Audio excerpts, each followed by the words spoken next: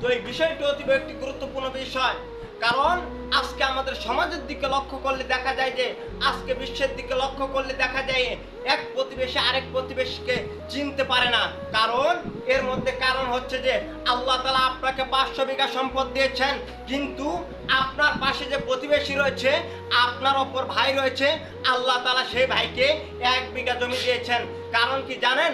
আল্লাহ তাআলা আপনাকে সেই 500 বিঘা জমি দিয়েছেন একমাত্র আপনাকে পরীক্ষা করার জন্য। কিন্তু আদম সন্তান, আপনি সেই 500 বিঘা সম্পদ পেয়ে আপনার পাশে যে দরিদ্র একজন প্রতিবেশী রয়েছে, আপনার অপর ভাই রয়েছে, আপনি সেই ভাইকে ভুলে গেলেন। আমি বলে যাচ্ছি যে আপনার ইমানে দুর্বল রয়েছে, আপনার ইমানে ঘাটতি রয়েছে, আপনি করছেন কালো জান্নাতে যেতে পারবেন না।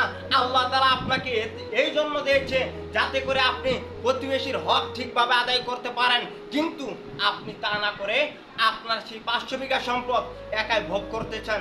আপনাকে কাল কিয়ামতের মাঠে জবাব দিতে হবে। সম্মানিত উপস্থিতি, আমার বুঝে আসে না যে আপনি নিজেকে মুসলিম দাবি করেন, আপনি নিজেকে মুমিন দাবি করেন, কিন্তু আপনি 5 ওয়াক্ত সালাত আদায় করেন না, ঠিকভাবে আপনি প্রতিবেশীর খবর নেন না, আপনি কিভাবে মুমিন হতে পারেন? সম্মানিত উপস্থিতি, হাদিস বর্ণিত হয়েছে সহিহ মুসলিম 6855 নম্বর হাদিস।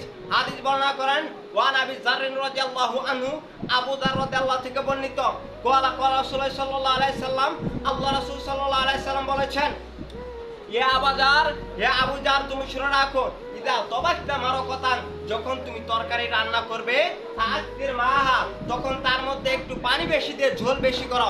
তারপরে বাক্য আল্লাহ রাসূল সাল্লাল্লাহু আলাইহি সাল্লাম বললেন, ওয়া তাআহাদ জিরানাকা, এবং তুমি তোমার প্রতিবেশীর হক ঠিকভাবে পৌঁছে দাও, তুমি তোমার প্রতিবেশীর হক আদায় করো। সম্মানিত উপস্থিতি, পত্র হাদিস আমাদেরকে এটাই প্রতিমান করে দেয় যে আল্লাহ রাসূল সাল্লাল্লাহু আলাইহি সাল্লাম বললেন যে দুনিয়ার মানুষ, ও হে আমার বান্দা বান্দি, তোমরা শুনে রাখো যে প্রতিবেশী এমন একটি জিনিস যে আল্লাহ রাসূল সাল্লাল্লাহু আলাইহি সাল্লাম বলেছেন যে তুমি যে তরকারি রান্না করবে, তরকারি তোমার কিন্তু যখন তুমি কোনো মাংস রান্না করবে, তোমার সেই গ্রামে তোমার প্রতিবেশীকে দেওয়া তোমার সামর্থ্য নেই, কিন্তু তাতে কি হয়েছে, তুমি সেই মাংসের মধ্যে একটু ঝোল বেশি করে যাও, যাতে তোমার আশেপাশে যে গরিব ইয়াতিম মিসকিন প্রতিবেশী রয়েছে, যাতে করে তুমি তাদের হকটি পরিপূর্ণভাবে আদায় করতে পারো।